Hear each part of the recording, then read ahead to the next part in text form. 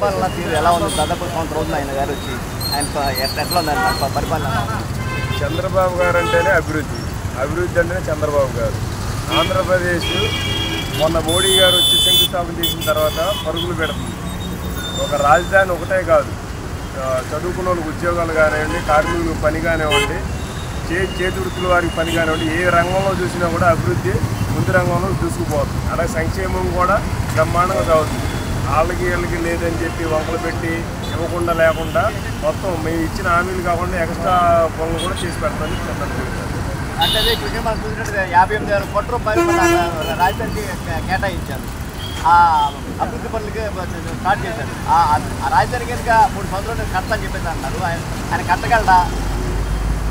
ఏమంటే ఆయన కట్టి చూపించాడు కూడా. సైబరాబాద్ ఒక హైటెక్ సిటీ, అనేక నిర్మాణాలు చేపట్టి ఎంతోమంది ఐటీ కంపెనీలను తీసుకొచ్చి చాలామంది యువకులకి ఉద్యోగ అవకాశాలు కలిపి ఐటీ రంగాన్ని ఒక బ్రాండ్గా తయారు చేసిన ఘనత చంద్రబాబు గారు. మన మోడీ గారు కూడా సభలో ఒక మాట అన్నారు, టెక్నాలజీ అంటే చంద్రబాబు గారి దగ్గర నేను నేర్చుకున్నాను. అలాగే చేసి చూపించే వ్యక్తి, ముందు చూపుతో రాబోయే తరాలకి ఏవైతే అవసరమో దాన్ని ముందుగానే పసిగట్టి దాని అభివృద్ధి పదంలో నడిపించి అందరికీ అవకాశాలు కల్పించే వ్యక్తి నారా చంద్రబాబు నాయుడు గారు. 3 ఏళ్ళు అనుకున్న కాలంలో ఇంకా ముందే పూర్తి చేసి అమరావతి రాజధాని ఆంధ్రప్రదేశ్ రాష్ట్ర ప్రజలకి రాబోయే తరాలకి గిఫ్ట్గా ఇస్తాడని చెప్పి సందర్భంగా. సార్, ఇక్కడ భిన్నమైన పరిస్థితి ఉంది. జగన్మోహన్ రెడ్డి వెళ్తే దాదాపు 11 లక్షల కోట్ల రూపాయలు అప్పులు చేసింది. అప్పులు తీర్చుకుంటూ సంక్షేమాన్ని చూస్తూ వాళ్ళ రాజధానికి చేయగలరా అన్నది ఒక ప్రశ్న. తెలుగుదేశం ప్రభుత్వంకి నారా చంద్రబాబు నాయుడు గారికి ఒడిదుడుకులు కొత్త కాదు.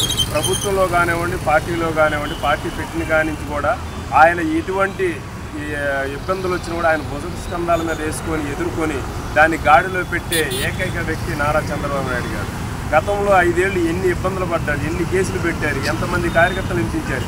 అయినా కూడా పార్టీ అయిపోయింది, ఇంకా చచ్చిపోయిందని చెప్పి ఫేక్ జగన్మోహన్ రెడ్డి క్రియేట్ చేసినా కూడా అక్కడి నుంచి ఈ రోజున 161 సీట్లు పైగా మీరు తీసుకొచ్చి ఈ రోజున ఎన్డీఏ ప్రభుత్వం ప్రపంచంలో ఒక సృష్టించింది. చరిత్రలో ఎప్పుడు కనీవిని ఎరగని చరిత్రను సృష్టించారు. అలాగే ఈ రోజున ఎంతోమంది ఎన్నో మాట్లాడుతూ ఉంటారు, ఆయన ఎన్ని పట్టించుకోకూడదు. ఆయన ఫోకస్ అంతా ఒక దాని మీద పెట్టాడంటే నిద్ర కూడా పోడు. నిద్ర పోకుండా కూడా ఆయన పని అయ్యే వరకు ఆయన పరుగులు పెడుతూనే ఉంటాడు, మమ్మల్ని కూడా పరుగులు పెట్టేస్తూనే ఉంటాడని చెప్పి ఎటువంటి డౌట్ లేదు ఇందులో అని చెప్పి సందర్భంగా తెలియజేయాలి. కానీ జగన్మోహన్ రెడ్డి మొన్న ఈ మధ్య అన్నాడు, ప్రస్తుతానికి రాష్ట్రంలో రాక్షస పాలన సాగుతుంది, ప్రజలందరూ 3 సంవత్సరాలు మొత్తం తిరస్కరిస్తారు, మనమే అధికారంలోకి వస్తున్నారు. ఆయన ఎందుకన్నారు? నేను ఒక మాట చెప్పనండి, జగన్మోహన్ రెడ్డి అనే వ్యక్తి ఆయన అందరూ మర్చిపోయారు, ఆయన మాటలు మర్చిపోయారు, ఆయన మాటల మీద నమ్మకాన్ని మర్చిపోయారు. ప్రజలు ప్రశాంతంగా ఉన్నారు. ఆయన మాటలాడే మాటలకు మనం సమాధానం చెప్పుకుంటా పోతే మనకు టైం వేస్ట్, కాలం వృధా అయిపోద్ది.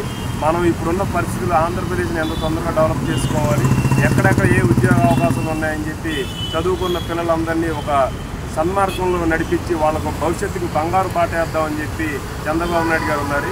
మేమంతా ఆ పనిలో ఉన్నాం. ఆయనకి చెప్పే విమర్శలు మనం ప్రతి విమర్శ చేసుకుని టైం వేస్ట్ చేసుకోవడం అనవసరం అని చెప్పి సందర్భంగా తెలియదు. కానీ ఒక పక్క ఉంటే మనం చూస్తున్నట్టయితే ఫోటో మధ్య చీకులు వస్తాయని చెప్పి ఒక మాట అన్నారు. దీన్ని ఎట్లా చూస్తారు?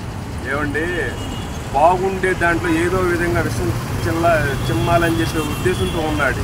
బ్రహ్మాండంగా ఉంది. నారా చంద్రబాబు నాయుడు గారు, పవన్ కళ్యాణ్ గారు, నరేంద్ర మోడీ గారు పక్కా ప్రణాళికతో క్లారిటీగా ఉన్నారు. మా మధ్యనైతే ఎటువంటి ఇది లేదు. నిజంగా ఉంటే మొన్న ఎలక్షన్లో అన్ని సీట్లు వచ్చాయని చెప్పి సందర్భంగా అడుగుతున్నాను.